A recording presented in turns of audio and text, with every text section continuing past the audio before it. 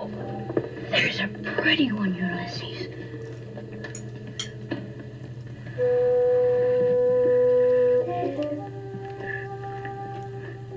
There it is. I'd like to welcome a guest from Singapore. Subhasree, welcome. Thank you so much, Sean. I'm really honored to be here. Apparently, some of my reviews have made you smile or giggle on occasion. Definitely, they have a huge influence on me selecting my next reads. I generally try to see what Sean had marked for this and whether he has DNF'd it to 25% or not. It has really been a lot of influence on my selecting next read, definitely. Thank you. So we are here to talk about a fascinating sounding collection of short stories. It looks like by an Indian American writer. The collection is called Seeking Fortune Elsewhere, and the author is Sindya Bhanoo, and just came out in March from Catapult. You loved this collection. I did, actually. The writing was so nice and it flowed so well.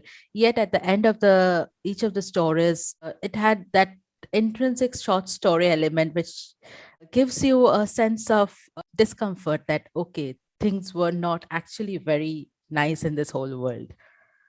That is something which I liked about these stories.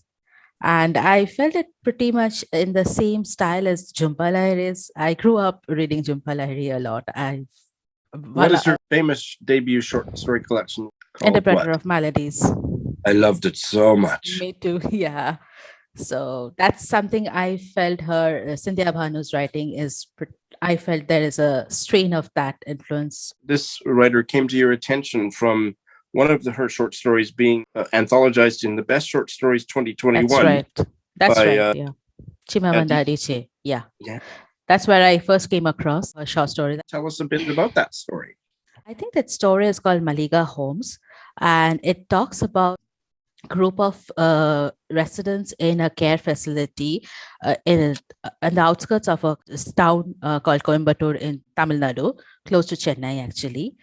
It's sad at the same time. It has this humorous element running through it where most of these residents have their children living abroad, some in Australia, some in US, and some in Europe, and how they cope with the loneliness of being left by the children in a care facility, as well as they compete with each other as we compete in the society also. What shall I say? How successful their kids are. While in their own solitude, they basically try to cope with this feeling of abandonment. But once they go out into the community, they basically all try to do is out with each other by the success of the kids.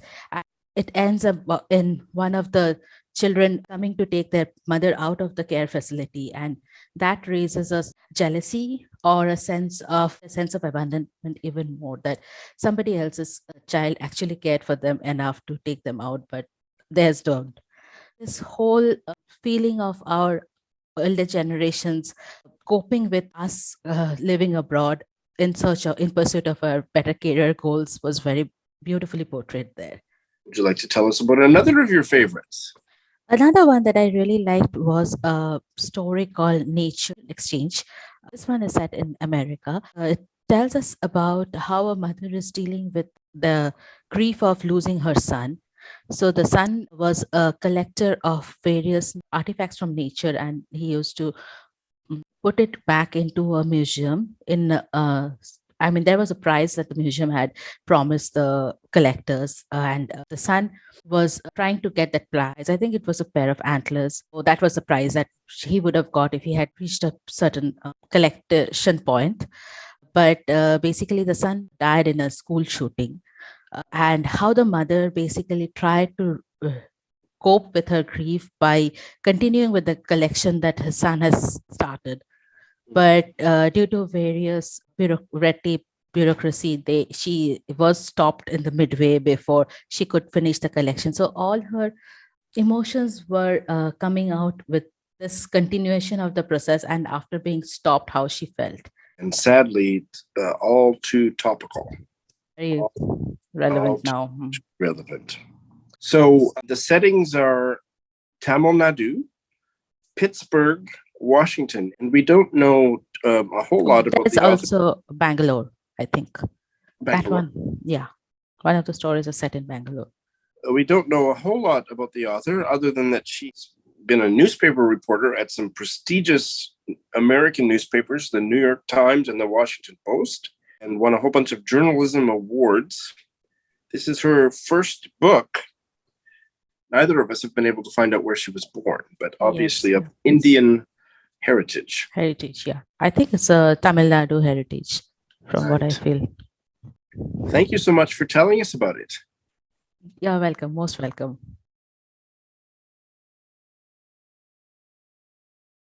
Ron from Houston, Texas is joining us again, and I'm delighted because he's such a great guest, and he always has international translated fiction to talk about that is my bag as well. So welcome back, Ron.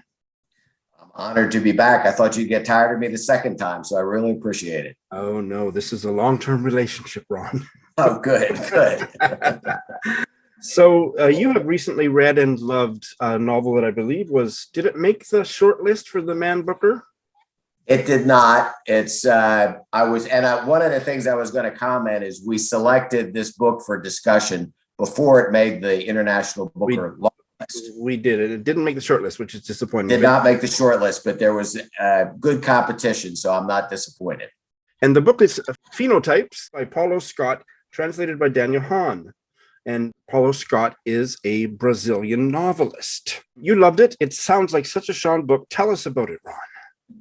Yes, I liked it so much. I appreciated the opportunity to talk to you about it and read it a second time and enjoyed it as much, if not more, the second time because I was able to catch even more of the nuances. So it's a story about two brothers told by the narrator, who's the older brother, Federico, making sure not to say Frederico because he takes umbrage at that, and his younger brother, Lorenzo. And so the first part of the book, and it's interesting, and one of the things in Portuguese, the title was Brown and Yellow. And that reflects actually the author had a brother, and he was the lighter color of the two, and the younger was darker. And that is a storyline that goes through. So Federico, the older, is the lighter skinned. And so it starts out, the first part of the book is he is part of a group that's brought together to quantify various color variations to make sure that students who get scholarships based on their color, in effect, are properly designated. So the initial part of the discussion is, should that be based on self-identification for color, whether you're Black or white? Or should you develop metrics for that determination? And so the first half, or the first portion of the book, is this group getting together in Brasilia, which just sort of skewers the whole idea of how do you select, somebody for these positions? Because the narrator has African heritage, but is lighter skinned, and so he can go white. Okay. They skewer that whole system in the beginning, which is quite interesting as far as the history. And then the second part is Lorenzo's daughter gets into some trouble, which requires Federico to go back to his home city of Porto Alegre, which is in the far south of Brazil, to help her out. And his brother Lorenzo is a darker skin tone, right? Correct. He's darker skin tone, and he's back, and he's never left the city. So he's still down in Porto Alegre in the south. And I believe from the synopsis, which is quite well done and does give a lot of detail, that the trouble that the niece or Lorenzo's daughter gets into involves, and I'm not even going to say as much about it as is in the synopsis. If people want to check out the Goodreads synopsis, they can. But tell me if you agree that we don't need to give away everything. But it involves something that was a secret between the brothers many years before.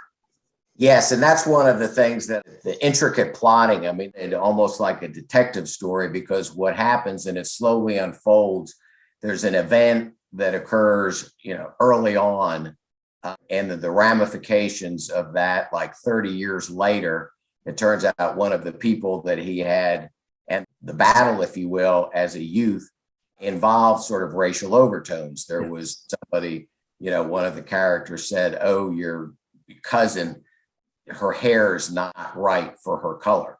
And so there's that battle. And then what happens later on is that carries over as the investigation pursues. The impact of that event as a youth carries over into what happens to his niece. And so it's another one of the aspects of this book that I like a lot of books. They talk about the concept of sort of what fate is imposed on you by what happens 30 years before the triggering event towards the end of the book. And the way he lays that out and sort of gives you little hints as to how that comes to pass is another delightful aspect of the book. And I haven't thought about what a phenotype is since I was in high school, and I don't think I ever really understood it very well back then. But according to what I've just looked up, I mean, it is the set of observable characteristics of an organism or an individual resulting from the interaction of its genotype with the environment. So the whole environmental influence thing, as well as observable characteristics, it is really the perfect title in English, I would say. No, I think it is. And, and it's one of those things that's interesting that I've read translators talk about is the difficulties in translating some things, knowing that it's going to be in English. And, if you call the book in the United States brown and yellow, it's confusing and taken not well as well. Yes. Yeah. So part of the translation process, which is quite interesting, is bringing across the same concept to the target audience, your English speaking audiences. The novel sounds very political and very plotty. How about the character development? Was that a strength of the book as well? Yes, I think so, because they don't go off into too many secondary characters. It's mainly with the brothers and mainly the narrator. The style also is rather unique. I guess we call it Bernhardian these days. They're sort of long, sinuous sentences. Bernhardian, that's a new one. So that's Thomas Bernhard? Yes, and just okay, and I've never read him. So a lot of clauses, sentences. Okay, yeah, but the dialogue is very short and clipped, but they don't have a lot of times it's without periods. They'll just have commas, so it really gives the propulsive effect. It really sort of carries you through the book. I haven't shown my copy, but yeah, I have a copy here and haven't cracked it yet. But yeah, it looks just like how you described. It's a beautiful physical book and other stories. So really hard, thick paper, and just feels really great in your hands. I'm glad you said and other stories, because it's another great small independent publisher that comes out with wonderful books. Their soft covers are just as impressive as most hardcovers. They're just really well put together. And then the politics is worn lightly, or it's more stressed here, I think. But at the time this was occurring in Brazil is when they were going through a new government, and so it's the sort of the racial politics, if you will. Right. So it's political in the sense of racial politics. And that was not overdone, not too heavy-handed. No, because actually it becomes a sort of a critical part of the plot and how people develop through it, and part of the investigation into what happens with the niece. It becomes sort of the part of the propulsive force, if you will, of the character. So I would say it's strong but not overdone. Okay, well, it really sounds like a Sean book. I hope it makes its trip to Canada with you. Yes, it survived the cut. Yes, definitely. Good. Thank you, Ron, so much.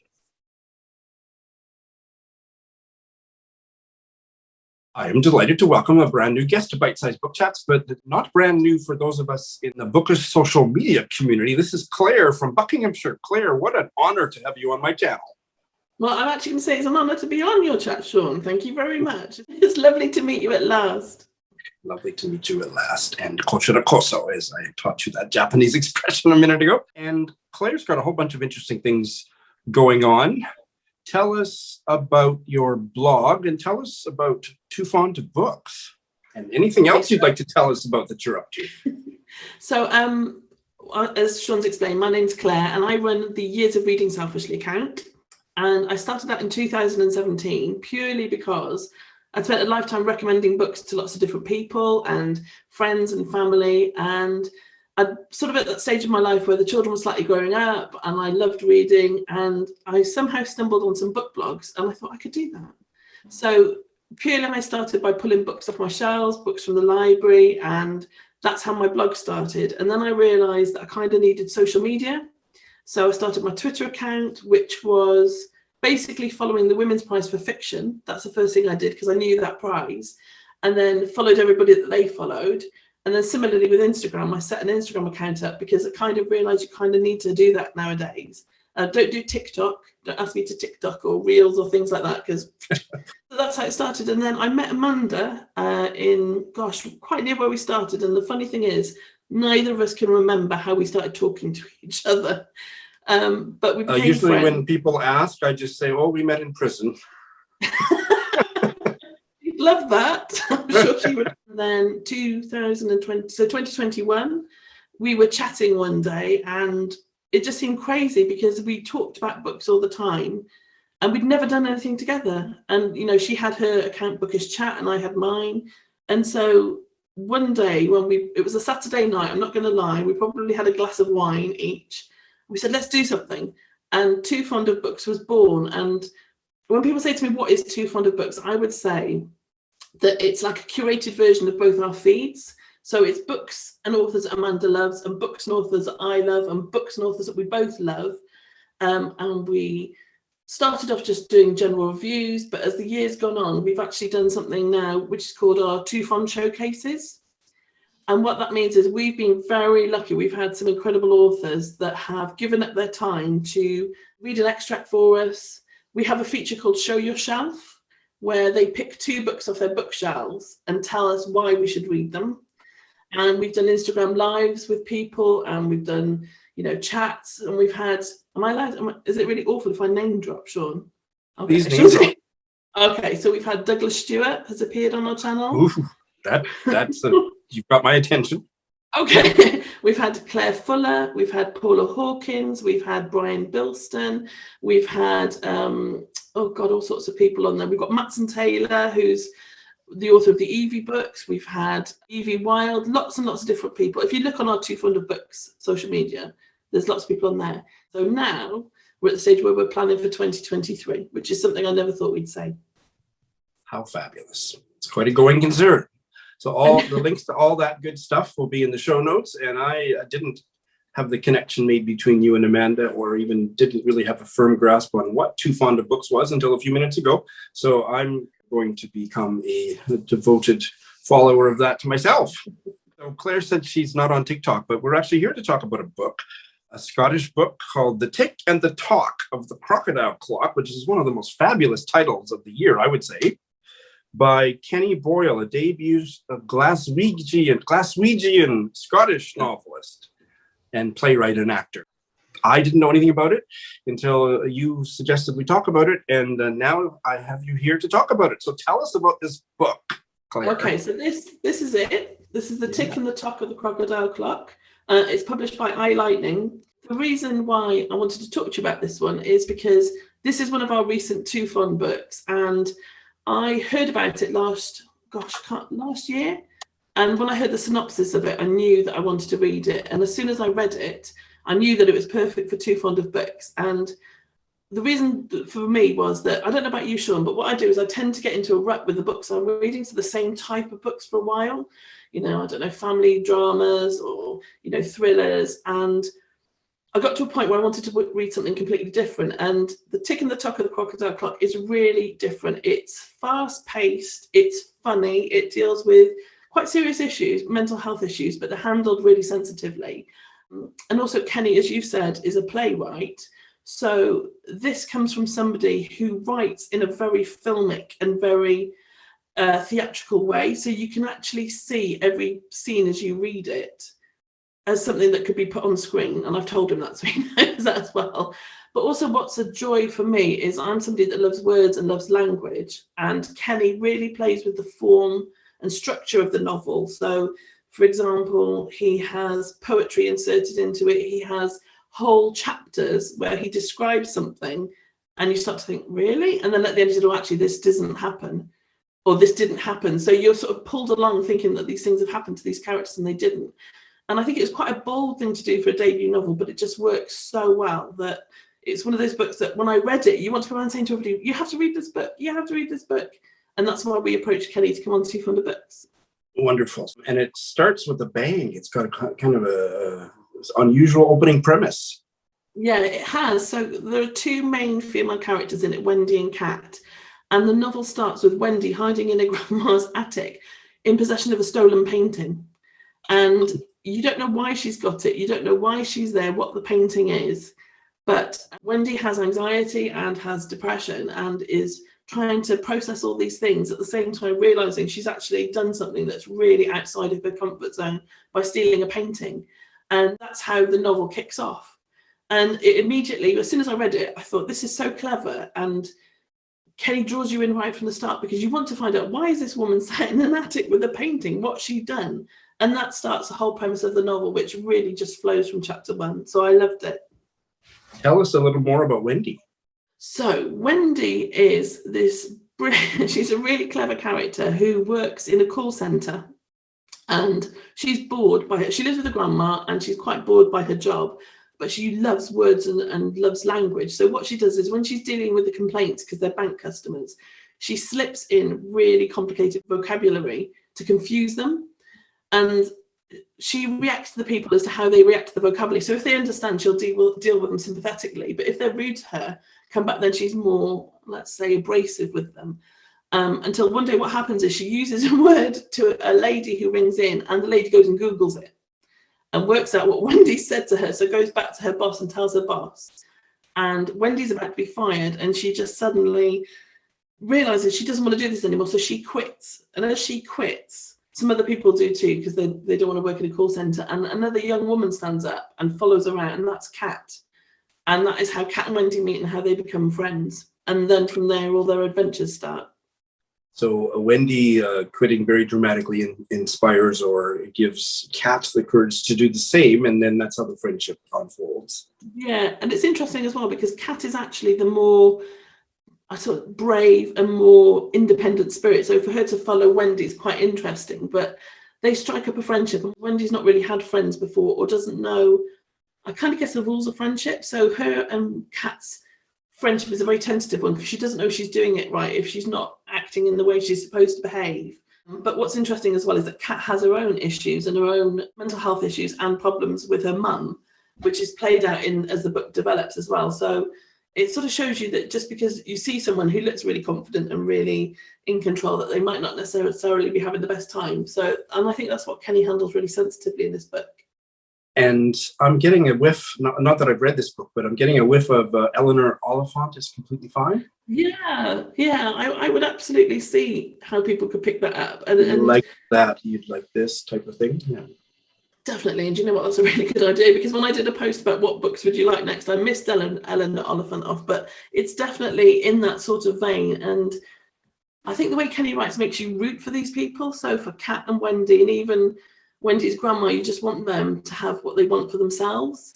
There's a scene that I specifically remember where Wendy and Kat go for a car trip into the countryside, and Wendy's thinking about all these different things, and the way she sort of controls how she feels is by using words. And she's talking about the grass that she sees and the stones in the road and how they all work together, and then they build this road. And it's just something I would never have thought of, and it's written really beautifully, I think.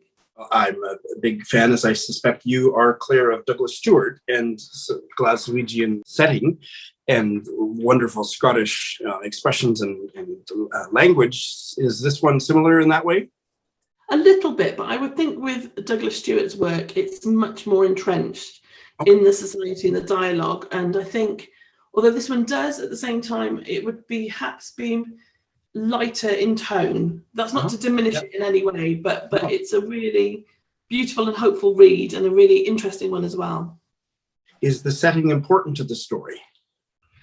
That's a really good question. I think it is, because when Wendy starts out, she's sort of living quite a dull existence with her grandma, and I think it's something that a lot of people fall into, that thing where you have a job that you don't necessarily love, you're just doing a job, and so her home is all she knows. And then when she meets Kat, this whole world opens up to her. So she does things going around to Kat's house, which is something she's not used to doing. And she's got this sort of friendship with a young man called Kevin, who they sort of had an on-off relationship, and she realizes that, you know, he's not that special to her anyway.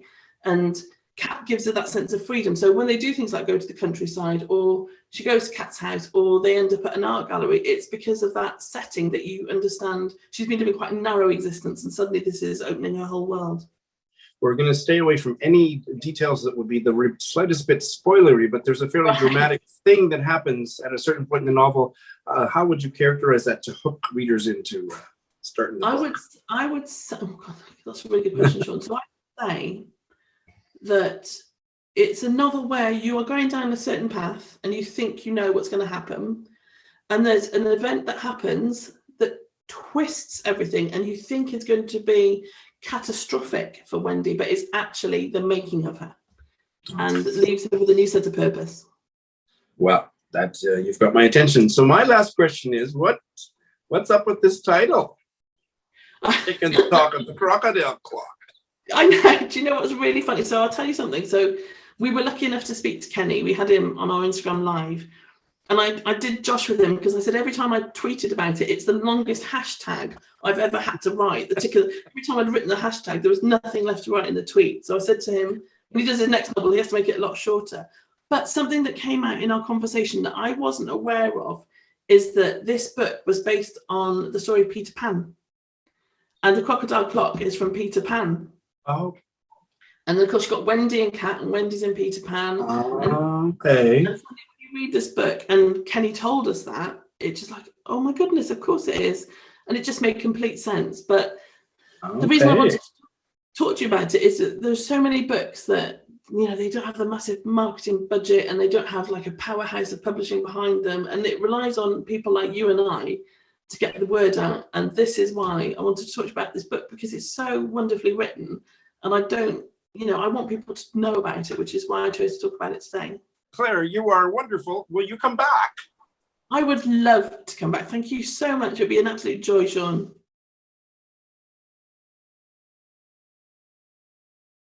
How exciting to welcome a new Canadian guest to Bite Size Book Chats. This is Bonnie from Montreal. Hello, Bonnie. Hi, how you doing? I'm great. Thank you for coming on my show. By the way, we didn't really talk. How did we find each other? That sounds romantic. I didn't mean it romantically, but do you know how we found each other? On Bookstagram, I suppose. We both have book pages on our Instagram, and we were friends. And I don't know who added who, if it was me or you. I was going to say, did you ask me to dance, or did I ask you to dance? I can't remember, but I'm glad that we had that experience. Yeah. And here you are. You're here to talk about a very serious and very relevant work of nonfiction. Is it published this year? Let me pull up. I think it was published 2006. It's not that recent, but it's recently all the more relevant. It's 2006. 2006, great. It is called The Girls Who Went Away, and it's got a long subtitle here. The Hidden History of Women Who Surrendered Children for Adoption in the Decades Before Roe v. Wade, by Anne Fessler. Yes, that's right. And here's the copy of it. I don't know if you can fully see it. It's fading in and out, but I do see it there. Yeah. That's it. That's the one. Tell us about this book, Bonnie. Wow. Yeah, well, I chose to read this because of everything that was happening in America right now with the overturning of Roe v. Wade. Anne Fessler, the author, she interviewed dozens of women who gave up their children or their children were taken from them in a lot of cases in the time before Roe v. Wade. So from the late 40s until the early 70s, and kind of what society expected of these young women, young unwed women, what they were expected to do if they got pregnant, and kind of all that kind of entails that, not having access to, there's no abortion. That wasn't a thought. A lot of these women were Catholic, and they didn't have sex education. They didn't understand how sex worked. They didn't understand how giving birth worked. They didn't understand any of that. And so it's just kind of like shocking to kind of see life before what I grew up. I was very educated. My mother educated me. We had all the books and, and all the chats, and, in school, it wasn't some black and white video. It was, you're going to get a period, and, all these things, and, being on the pill, and, having access to Plan B, abortions, and all of that. And there does seem to be so many fewer adoptions that happen because there aren't so many people getting to full-term pregnancy and giving up their baby, although that is still, a choice that, women can make. But a lot of the time there are things that can be done. So, you don't have to go through the pregnancy unless you choose to. Definitely topical. Yes. I'd like to tease out more about the connection the author makes between abortion or the pre-Roe v. Wade era and post. And also to put it out there that I myself am a vehemently pro-choice adoptee. Yeah. So I have an interesting perspective on this, but it is very much of a pro-choice perspective. Absolutely. Yeah. When I was reading about it, you're just taken to a different society, a different way of thinking. People were very hush hush. Everything was, don't talk about it. Don't make a big deal out of it. Like, just send the girls away. You're going to a maternity home.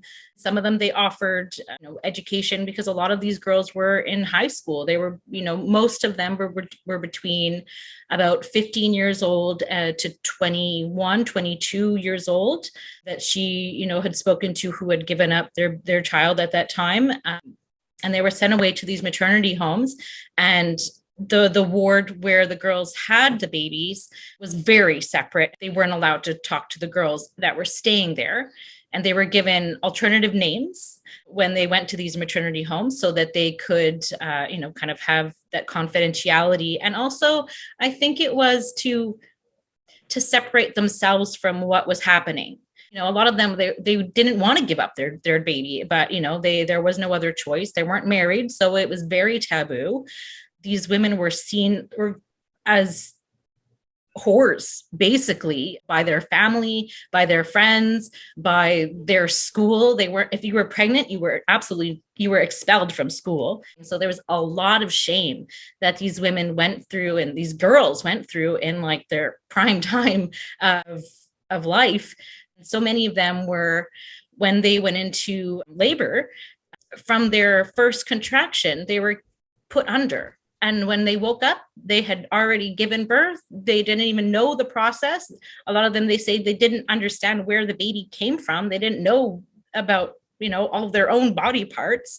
They're just taken away. And then they were forced to sign, and their parents put a lot of pressure, and the churches put a lot of pressure if they were talking to spiritual counselors. And the adoption agency was there taking the baby and not giving them any information about their rights, what they could do, what say that they had, if they could take if they could change their mind, like if that was an option. And so it was just like heart-wrenching to read about it, understanding like such a, it's in our parents and our grandparents' lives, like this is what they went through. And I've spoken with my mother, and she said, yeah, the girls would just go away, and then, they would come back, and they would have, some disease or something that they had to get taken care of, or they had appendicitis or something like that. And they were kept in either these maternity homes or in, the shadows of their homes, with all the curtains drawn, because they didn't want to bring shame on the whole family. There was nothing about the men. The men could go off and get all these other girls pregnant, and nothing was ever said or done that penalized these guys. And it was all the girls. The girls were the bad ones, and that was that. And funny how that works. Because it takes two to tango, definitely. This does not sound like an academic work with a lot of statistics and so on. It sounds like it's based on personal interviews and personal stories. Is that right? Yeah, exactly. And, so it's just sort of like the first name of each woman, and you're just kind of telling their story.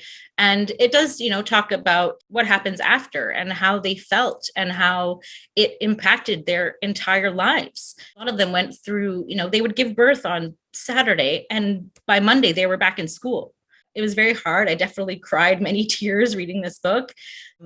but I would strongly recommend it to anybody who's interested in understanding why it's so important to have access to reproduction rights and things like that. Absolutely. Well, it sounds fascinating, and I'm so glad that you came on and told us about it, Bonnie. Thank you so much. No problem.